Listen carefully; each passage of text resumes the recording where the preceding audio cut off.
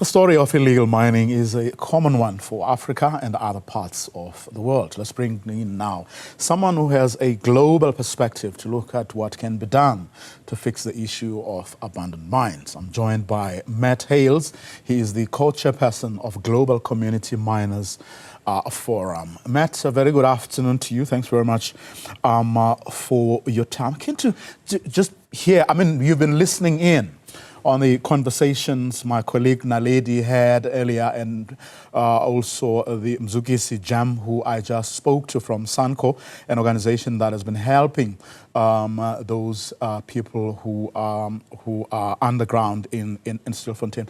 Just what you make of this whole episode from your vantage point.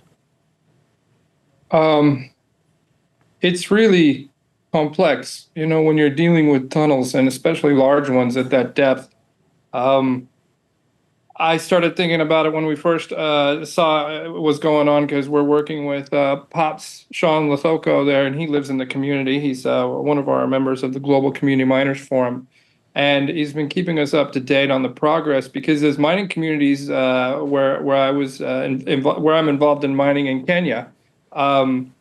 You look at what's going on with your fellow communities, and that's one of the reasons we call ourselves the Community Mining Forum, is because that ecosystem is operating, and it operates because of what's coming out of the ground. So it's kind of its own governance.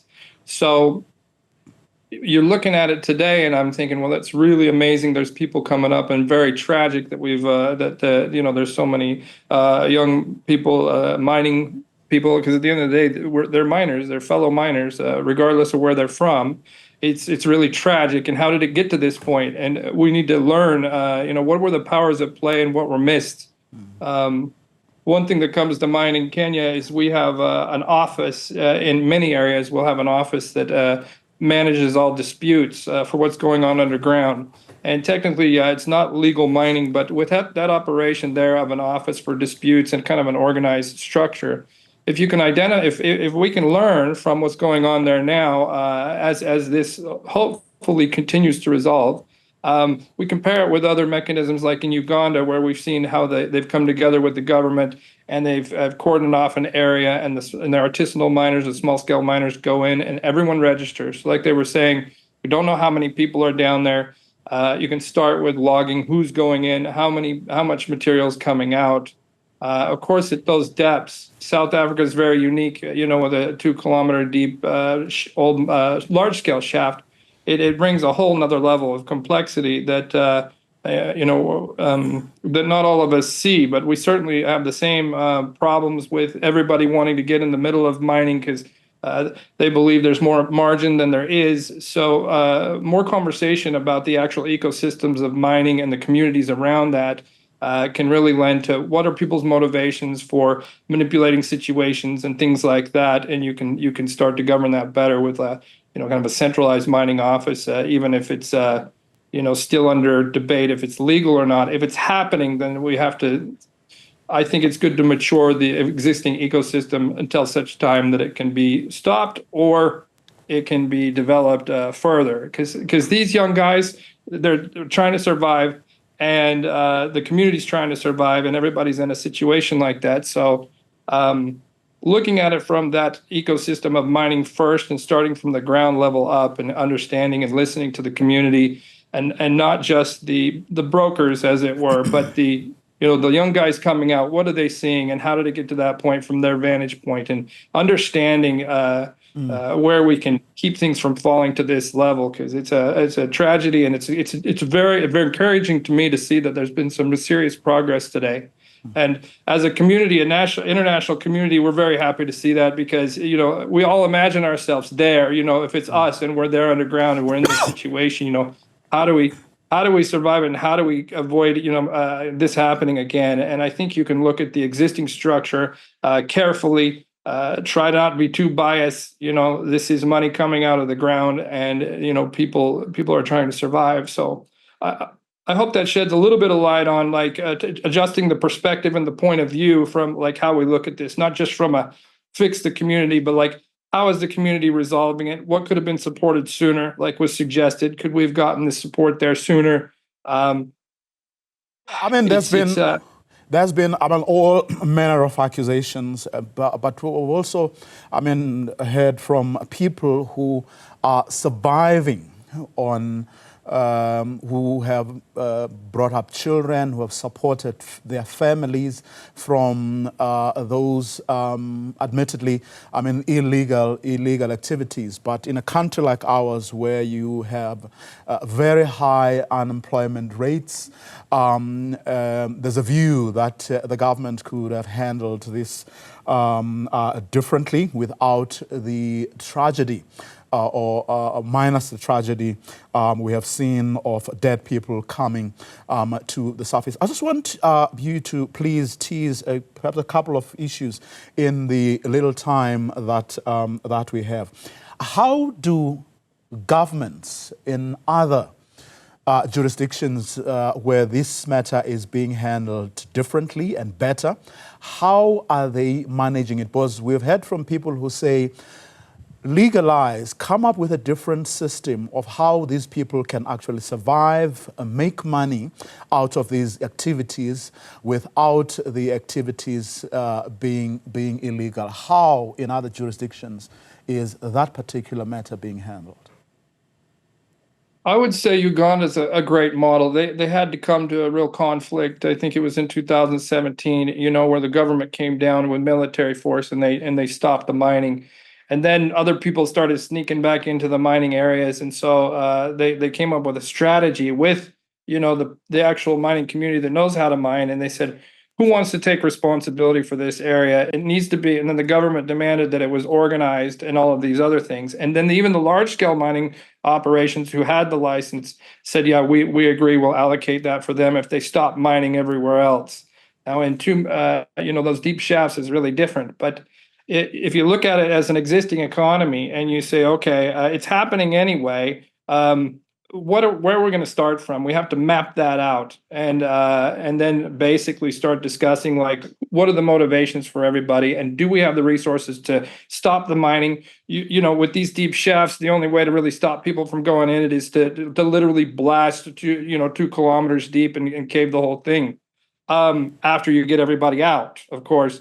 And that way no one has the energy to get that deep again. But what's the reason for keeping them open and just sealing them off with concrete and not being more aggressive? Are they planning, large scale planning on coming back or whatever? We need to be more honest about the resources at hand and working with the ecosystems and what we have available to us. We heard from the police minister, because we had Sanko, Mzugisi Jam from Sanko, who I spoke to earlier, was condemning the government, the Department of Mineral Resources, for deferring to the police, who he believes have handled the situation quite badly. We heard a month ago or so from the minister in the presidency saying they don't care. They're going to smoke those people, those people out. To what extent do people in other jurisdictions actually get state law enforcement agencies, the police in this instance, to get involved? And is that a better way, in your view, of handling a matter like this? I think if you have a conflict resolution structure, so you say, okay, where did things start to fall apart?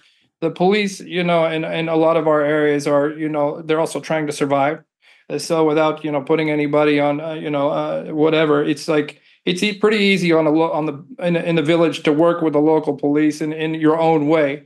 But that also breeds the corruption. So I think a conflict resolution agreement saying, okay, who's going to be in charge of this area till we legalize it or we get stopped by a larger governance? Until the national government is powerful enough or organized enough to come in and really regulate, and and their police force is consistent and not susceptible to bribes and things like that, because we are pulling some money out of the ground, and that whole ecosystem can be looked at. And if you start with a conflict resolution, like, what do we do? Who do we go to when we disagree?